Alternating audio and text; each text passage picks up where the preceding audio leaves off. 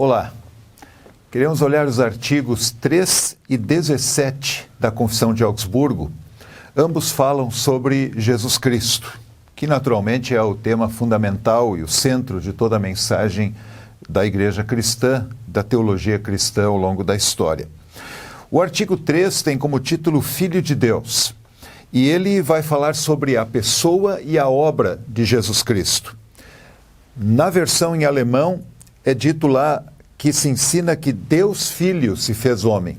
Na versão latina, vai se falar o verbo, o Filho de Deus, utilizando a linguagem naturalmente que João tem no começo do seu evangelho, o verbo, o logos de Deus. E ele anuncia que este Filho de Deus se tornou verdadeiramente homem, ou seja, ele tem duas naturezas, divina e humana, desde a sua encarnação e agora por toda a eternidade. Além disso, esse artigo também vai falar sobre a obra de Jesus Cristo. E aí chama muito a atenção que ele segue a estrutura exatamente do credo apostólico. Em outras palavras, também aqui os confessores não inventaram algo, mas seguiram aquilo que é a fé da Igreja Antiga exposta no credo ecumênico. Particularmente chama a atenção que, ao final deste artigo, depois de dizer que Jesus está assunto ao céu e está à destra de Deus e domina eternamente, e agora ele governa tudo, e aí ele diz, a fim de santificar, purificar, fortalecer, consolar pelo Espírito Santo a quantos nele creem. E aí continua, ou seja, a obra de Cristo vinculada à obra do Espírito Santo.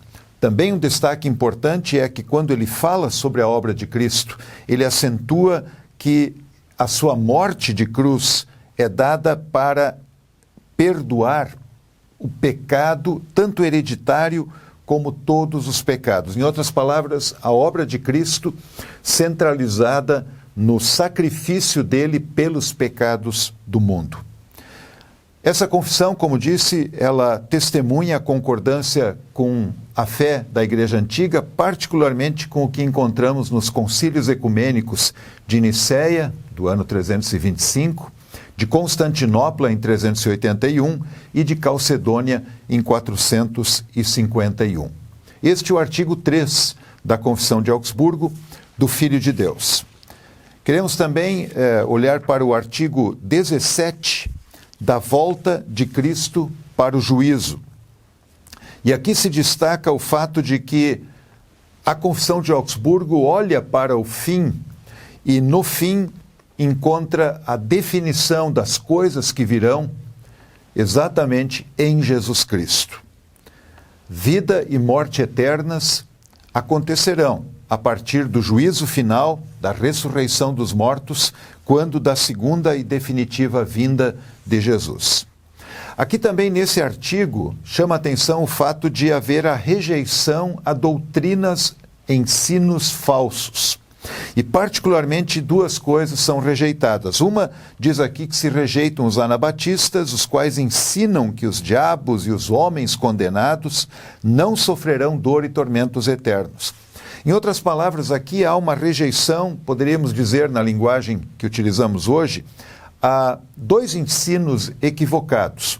Um deles do universalismo, aquela ideia de que ao final todos serão salvos, ou seja, não haverá condenação eterna, e a outra do que hoje se chama de imortalidade condicional, que ensina, em outras palavras, que somente existirão, somente serão imortais, não terão fim, aqueles que estiverem ligados a Cristo. Portanto, também caindo num universalismo. Este é o primeiro ponto que é rejeitado. E o segundo ponto, onde diz lá que se rejeitam algumas doutrinas judaicas, que já naquele tempo da Reforma estavam se manifestando. E que doutrinas judaicas seriam essas? Basicamente, de que haveria um reino terreno antes do fim. Aquilo que hoje é chamado de milenarismo ou de quiliasmo, ou seja, aquela ideia de que haverá um reino na terra em que os bons, os justos, irão governar com Cristo antes do juízo final. Algo que a própria Escritura não ensina. Ponto importante no artigo 17 é que, ao olhar para o futuro, a Confissão de Augsburgo nos convida a refletir sobre o fato de que não será o ser humano que definirá o fim das coisas, nem para o bem e nem para o mal. Mas, em última análise, o futuro será definido pelo Senhor Jesus Cristo, pela sua segunda vinda. E o que isso implica para os cristãos? Ora, isso implica não apenas olhar para o futuro e saber o que acontecerá, mas implica uma mensagem de consolo e de esperança. O futuro está nas mãos de Cristo. O futuro é definido pelo Salvador Jesus, aquele mesmo que deu a sua vida pela humanidade e que ressuscitou, vencendo o diabo, o pecado e a morte. Portanto, o artigo 17 é um artigo que traz uma palavra de consolo e de esperança para os cristãos.